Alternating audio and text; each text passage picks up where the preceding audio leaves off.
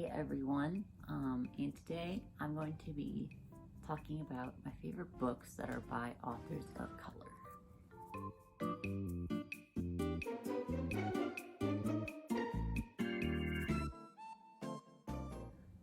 So in light of the current Black Lives Matter movement that is still happening despite there not being any media coverage, this fight is still happening, and we still need to keep talking about it. We still need to be educating ourselves. And one way that I am trying to be better is by reading more books by Black authors in particular.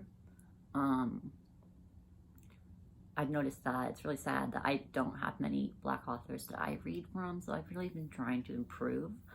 And I would appreciate it if you drop some books below, but by Black authors that, obviously aren't on this list, I haven't already read, that, you think I would like. So today I'll be talking about not just Black authors, but all authors that are of color. I have quite a few books on this list that I really love. A few of them are my all-time favorites.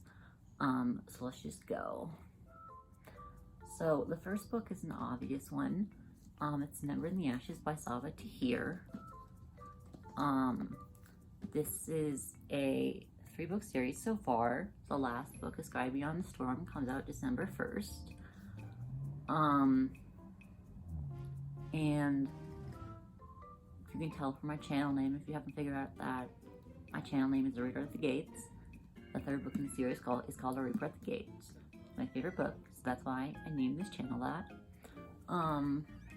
But this series has so many people of color in it. It's actually inspired by ancient Rome. And you can see the beautiful cover has people of color on it. And that's why the author, Sabaa Tahir, decided to change these covers. A lot of people don't like that this series got changed, covers changed after the series, but she wanted more representation of people of color, so that's why she changed it. And I think that's great that people can see themselves in these characters. So I guess I'll give you a brief synopsis.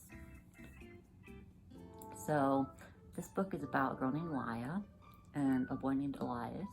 In this world, there are, so everything is basically ruled by this thing called the Empire, and there's these marshals who basically rule over and are tyrants to the lower class called the scholars. Laia is a scholar, and one day her brother is arrested for spying on what seems like, it seems like he's like helping the Empire, but we're not sure why he got arrested or what is happening.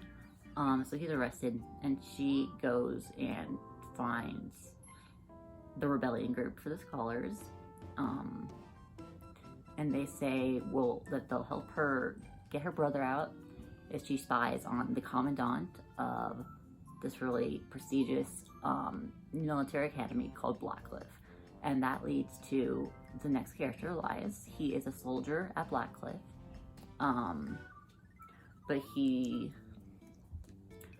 does not agree with the Empire. He doesn't want to be, he wants to be free of his duties. And eventually, they're two characters intersect and they meet each other. So yeah, that's what it's about. That was a really bad description. But yeah, definitely check this one out. The next book is Warcross by Marie Lu. This author is one of my favorites. I read almost all of her books. She also wrote Legend, The Young Elites, The Kingdom of Back, which I haven't read yet.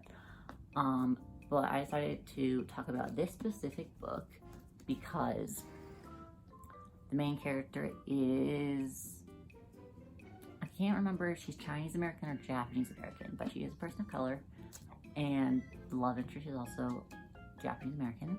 So there's lots of people of color in this book.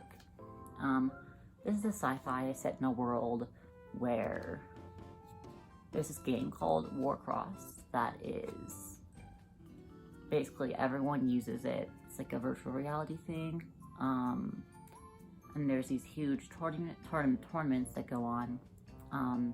Main character Amika showed up to one of the tournaments just to watch. She hasn't actually been invited to be one of the players, but one day she accidentally glitches herself into like the opening tournament, and the creator of Warcross basically contacts her and is like, there's some weird stuff happening inside my game, like, can you be a person that goes in and tries to figure out like who's messing with the coding of Warcross. So that's what she does. It's a really good book. It's a really fast read. I think I read it in like 4 sittings. It also has a male romance on the side, which is pretty cool. So yeah, definitely this one if you're looking for a sci-fi. And it's also a little bit similar to Ready Player One by Ernest Cline. So if you like that book, I would recommend this one too.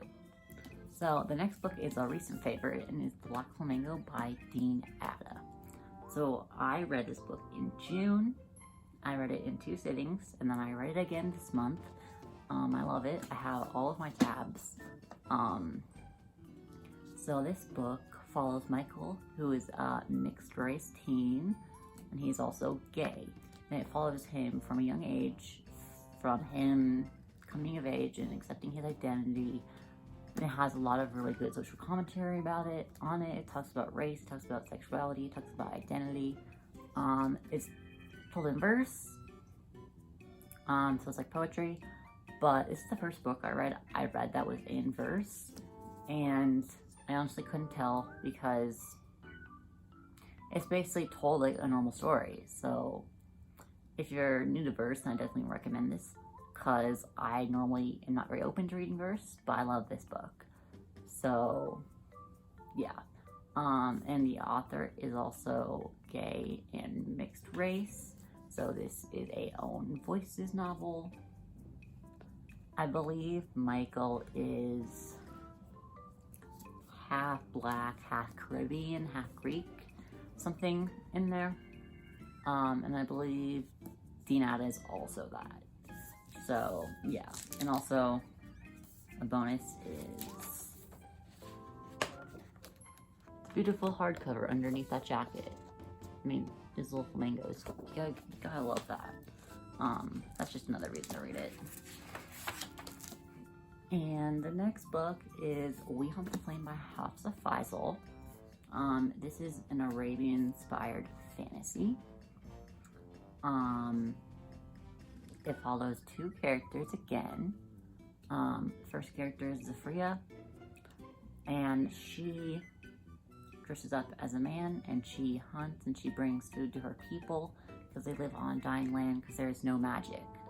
And there is this magical forest that is basically slowly eating away and slowly getting closer to them, and it's killing their land. And then the other character is Nasir. He is a prince, and he is basically sent on a mission to so basically Zafira is also sent on a mission into the magical forest called the Az, to find this artifact that will bring the magic back to the land. And then Nasir, the other character, is sent after her to basically kill her and take the artifact from her. But he does not know that she's a girl because she is disguised as a man.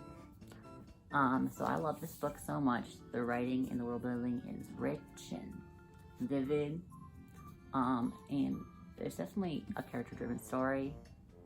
Took me a while to get through it. I tried to read the physical book multiple times and I could not get into it. But I listened to the audiobook and I flew through it. So I would definitely recommend the audiobook if you're looking for a good audiobook. And if like this side of the book intimidates you. And the narrators, there's 2 narrators for each character. Or 1 narrator for each character. There's 2 narrators in total. They are the same narrators, also narrated in Burning Ashes. So if you wanna listen to both of these, then I would recommend doing that.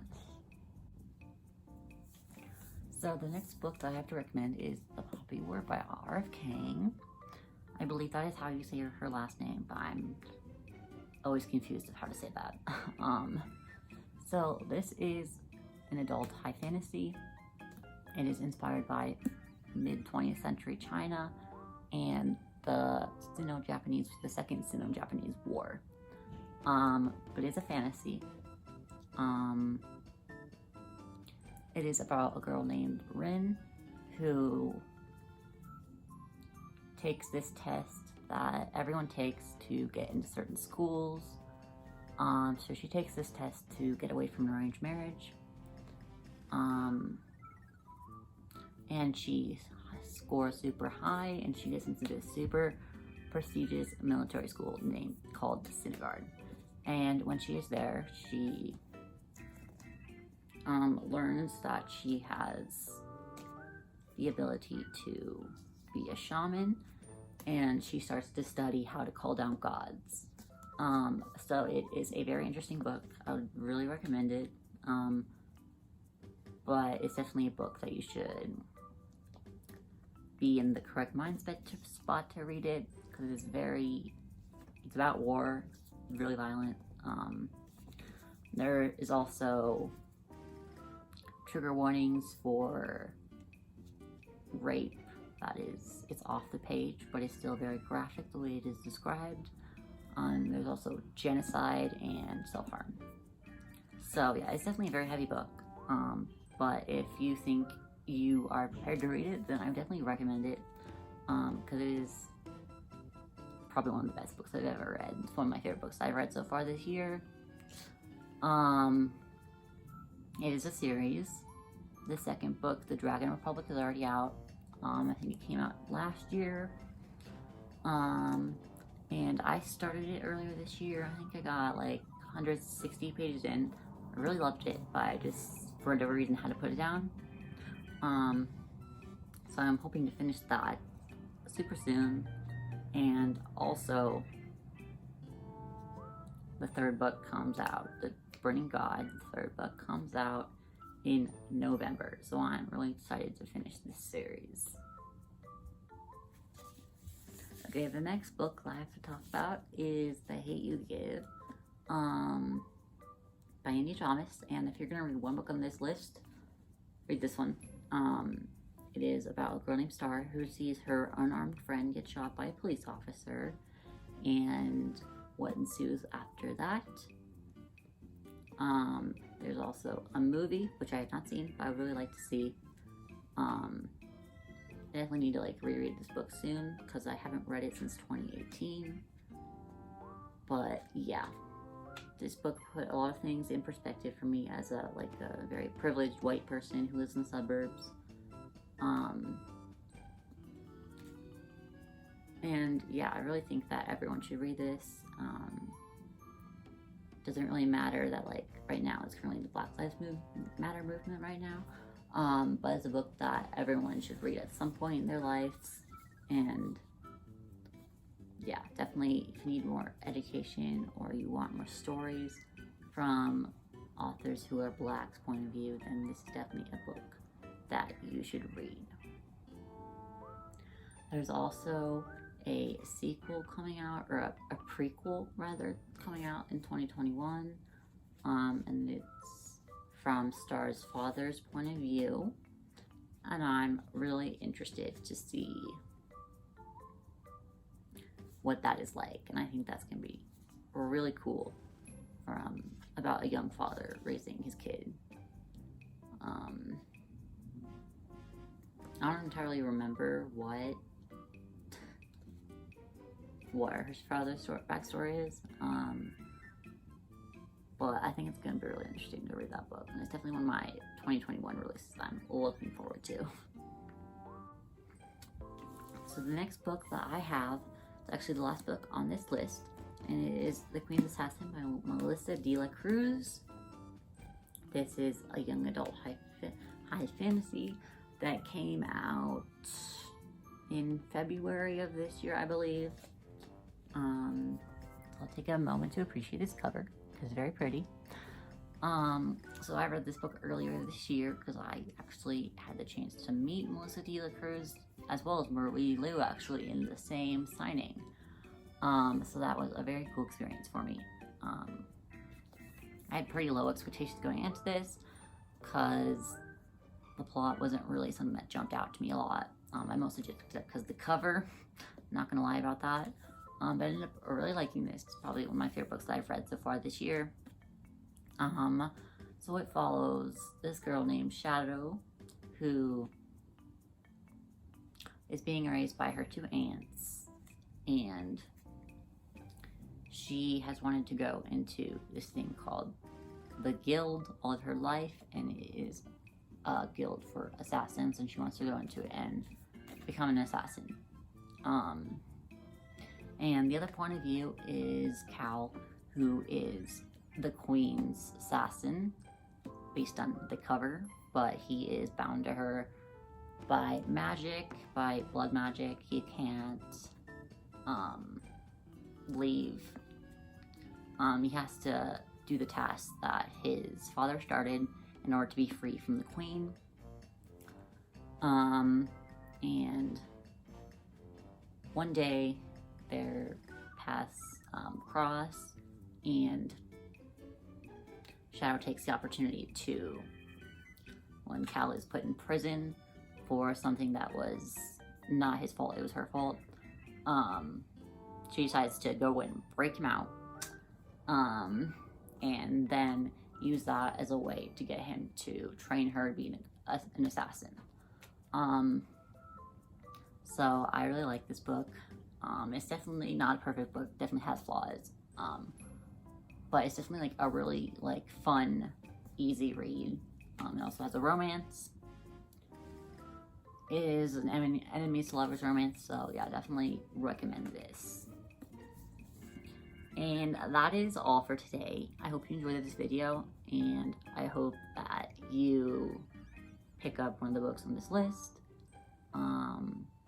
And I'll see you next time.